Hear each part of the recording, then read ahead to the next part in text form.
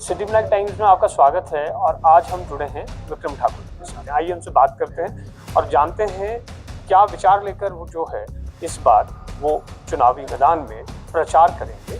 मैं as a industry minister पिछले 5 वर्षों में हमने केंद्र के साथ तालमेल बिठाते हुए बड़ी इंडस्ट्री को यहाँ लाने की कोशिश की। उसमें बल्क ड्रग पार्क और मेडिकल डिवाइस पार्क 2 बड़े नाम हैं, जिसमें लगभग 2000 करोड़ से ज़्यादा की इन्वेस्टमेंट जो यहाँ पे होनी थी। मुझे दुख के साथ कहना पड़ रहा है, इन दोनों प्रोजेक्टों के ऊपर कांग्रेस उदासीन है और कांग्रेस नहीं चाहती कि हिमाचल प्रदेश में वो प्रोजेक्ट लगे। मैंने विधानसभा के अंदर में उसकी पूरी डिटेल दी थी। मित्रों के कारण से वो इंडस्ट्री आई है, दोस्त मित्रों की जो सरकार है उन्होंने वो इंडस्ट्री वहाँ पे लेके आए हैं, और लेकिन उस इंडस्ट्री के लगने से हिमाचल प्रदेश को किसी भी प्रकार का फायदा होने वाला नहीं।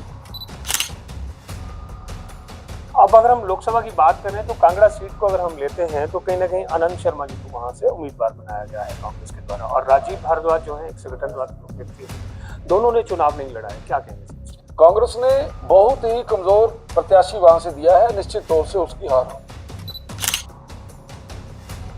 अब अगर हम बात करें मंडी संसदीय क्षेत्र की, तो मंडी संसदीय क्षेत्र में कहीं ना कहीं कंगना पर बहुत सारे अलग तरह के आरोप भी लोग लगाए जा रहे हैं। विक्रमादित्य को वहां उतारा है, राजा वीरभद्र जी की एक अलग पहचान जो है उस कॉन्स्टिट्यूंसी के अंदर थी। मंडी के अंदर आदरणीय श्री जयराम ठाकुर जी के नेतृत्व में वहां चुनाव लड़ा जा रहा है।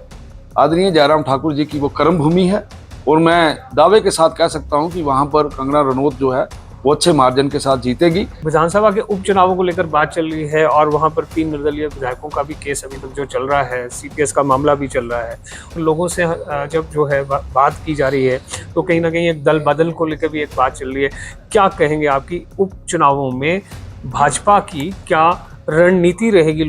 जिनकी आप बात कर रहे हैं वो भारतीय जनता पार्टी में क्यों आए, इसके पीछे सभी लोगों को देखना चाहिए कि उन लोगों ने अपनी अंतर आत्मा से राज्यसभा का जो वोट है वो हिमाचल प्रदेश के रहने वाले श्री हर्ष महाजन जी को दिया।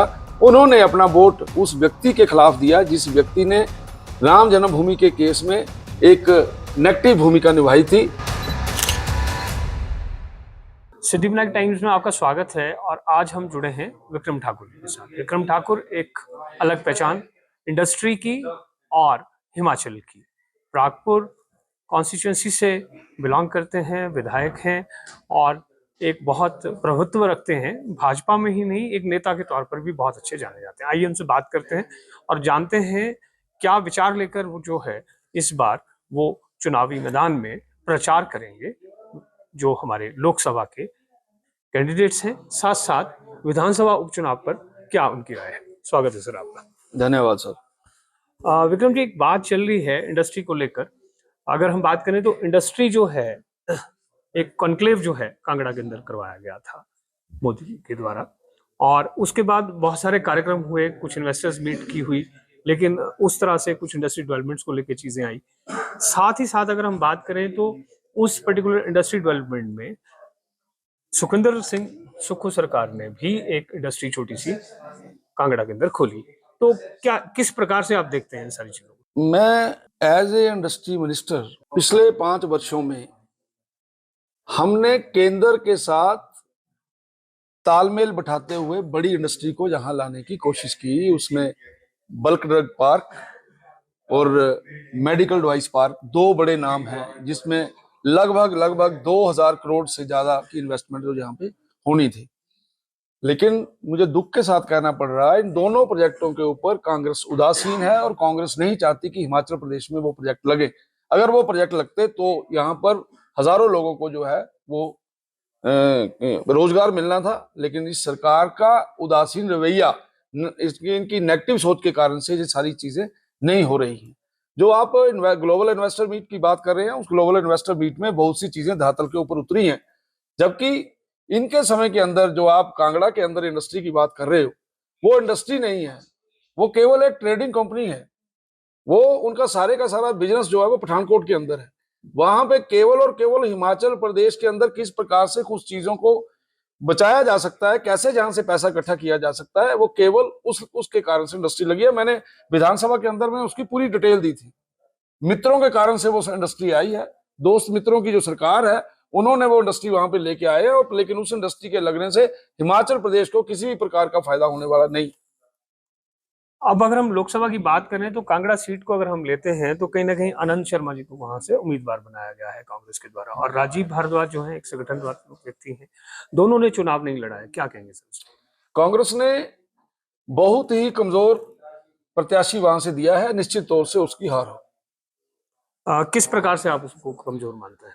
कमजोर, जिस व्यक्ति ने कभी हिमाचल के प्रदेश की उस पर्टिकुलर कंस्टिट्यूंसी के अंदर कोई काम ना किया हो, उन्होंने किसी प्रकार के अपने राजनीतिक जीवन के अंदर कांगड़ा में किसी प्रकार की उनकी कोई भूमिका रही है तो मुझे बताइए। या दूसरी ओर जो कार्यकर्ता पिछले 32 वर्षों से पोलिंग बूथ से लेकर प्रदेश स्तर तक काम किया है, उनको हमने टिकट दिया है, हर कार्यकर्ता उनको जानता है। और दूसरा, कांग्रेस ग्रुपों में बटी हुई है, एक ग्रुप उनकी मदद करेगा और 4 ग्रुप उनका विरोध करेंगे, ऐसा मेरा मानना है।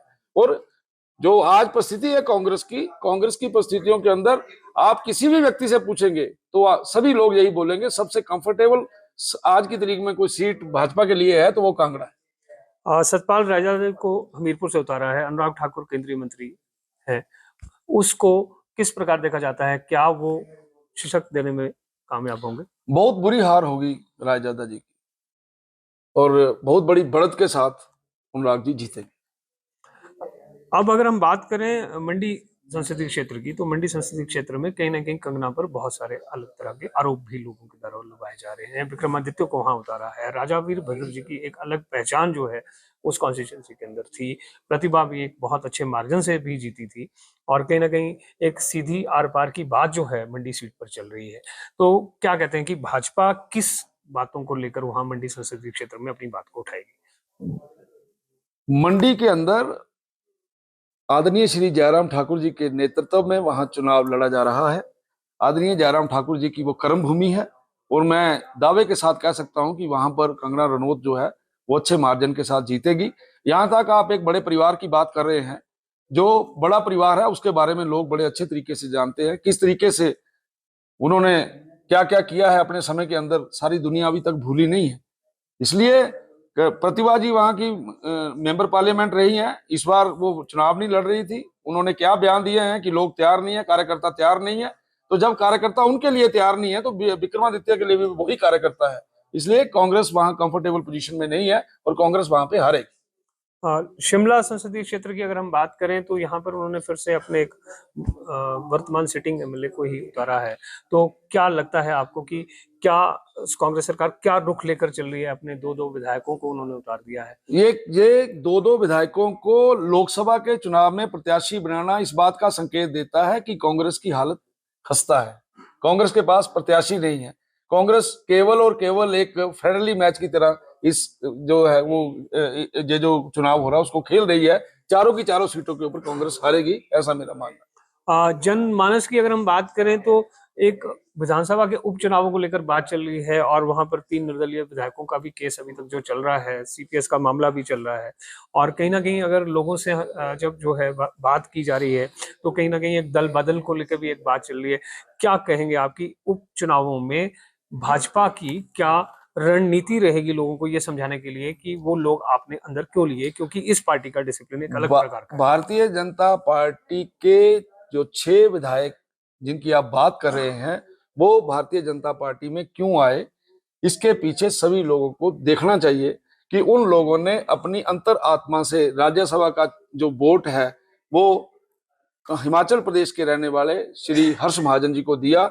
उन्होंने अपना वोट उस व्यक्ति के खिलाफ दिया जिस व्यक्ति ने राम जन्मभूमि के केस में एक नेगेटिव भूमिका निभाई थी, जिसने ये चाहा था कि वहां पे मंदिर ना बने।